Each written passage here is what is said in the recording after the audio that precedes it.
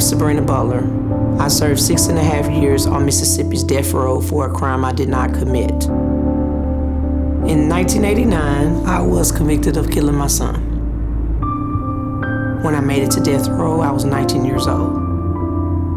They put me in a 6x9 cell no bigger than your bathroom. It's like being buried underground with the lid on top of you and you can't breathe. That's what death row is like.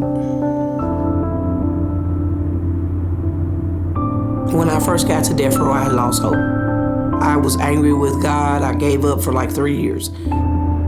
Why did he let that happen to me when I was only trying to save my son? When we had the retrial, they found out that my son had heart problems, kidney problems, and chronic bowel syndrome. It was nothing that I did to cause his death. Even though I was exonerated, my son's death certificate still says he was murdered. You know, I never got to grieve him. That was one of the hardest parts for me about death row.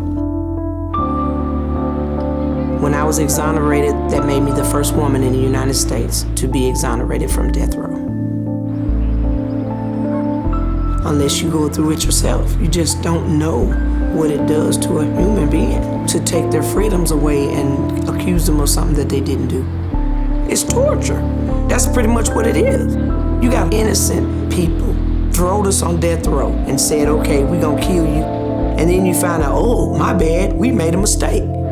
When you look for jobs, the door is closed in your face because it's still on your record. Are you really exonerated? No, you're not exonerated.